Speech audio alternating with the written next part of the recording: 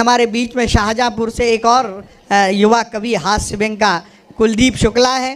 कुलदीप शुक्ला वैसे ये भी अर्ध शादीशुदा है, होते होते रह गई। इश्क में हद से जो गुजरे सर फिरे हो जाओगे, इश्क में हद से जो गुजरे सर फिरे हो जाओगे, इतने जूते खाओगे कि अधमरे हो जाओ। ताली बजाओ, शेर में मजा आएगा। इश्क में हद से जो गुजरे सर फिरे हो जाओगे, इतने जूते खाओगे कि अधमरे हो जाओगे। और शेर सुनिएगा, मजा आ जाएगा कि इश्क की भट्टी में खुद को इस कदर मत सेकिए, इश्क की भट्टी में खुद को इस कदर मत सेकिए, हद से ज्यादा सीख गए तो कुरकुरे हो जाओगे। इश्क की भट्टी में खुद को इस कदर मत सेकिए, हद से ज्यादा सीख गए तो कुरकुरे हो जाओगे। मफतलाल, ये शेर आपको नजर है कि आजकल की लड़कियां हैं तीखी मिर्ची की तरह। आजकल की लड़कियां हैं, मीनू तुम सुनो, कि आजकल की लड़कियां हैं तीखी भी। ये दोनों ऐसे बैठे हैं जैसे देवी जी और भैरव साथ में बैठे हो, है ना। उधर बाई ऐसा लग रहा है जैसा भी देखिए ना, जैसा लगा खून पी के आई है। सही में मीनू, ऐसा ही लग रहा है कि अभी ताजा ताजा पिया है। इश्क की भट्टी में आजकल की लड़कियां हैं तीखी मिर्ची की तरह, इनके चक्कर में रहे तो चिरपिरे हो जाओगे। तो आइए कुलदीप शुक्ला जी को हम सुनते हैं, उनकी कविताओं का आनंद लेते हैं आपकी जोरदार तालियों के साथ, शाहजहाँपुर उत्तर प्रदेश से। कि बहुत तूफान गुजरे हैं, बहुत से जलजले आए, बहुत तूफान गुजरे हैं, बहुत से जलजले आए, कभी ठहरे कहीं दो पल, कभी चलते चले आए। और बहुत कोशिश रकीबों ने की हस्ती को मिटाने की, मगर हम प्रेम का दीपक बने जलते चले आए।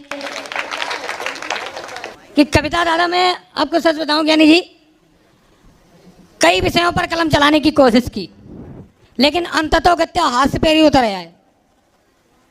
दादा, मैंने श्रृंगार लिखा, श्रृंगार में लिखा मैंने कि नहीं परवाह दुनिया की, ये खुलेआम लिखा है, तुम्हारी शरबती आंखों को हमने जाम लिखा है, और तुम्हारे नाम से दिल भर धड़कता है ये दिल मेरा, मेरा दिल चीर कर देखो तुम्हारा नाम लिखा है।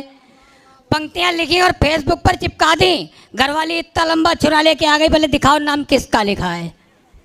भाई साहब, बड़ी मुश्किल से जान बचाई। उसके बाद में भाई साहब मैं पुलिस पर कविता लिख देता था। पुबाया में कवि सम्मेलन हो रहा था, मैंने पुलिस पर टिप्पणी कर दी। वो सामने दरोगा जी बैठे थे, उन्होंने रिवाल्वर निकाल लिया, नंगा रिवाल्वर ऐसे मंच के आसपास लहराने लगे।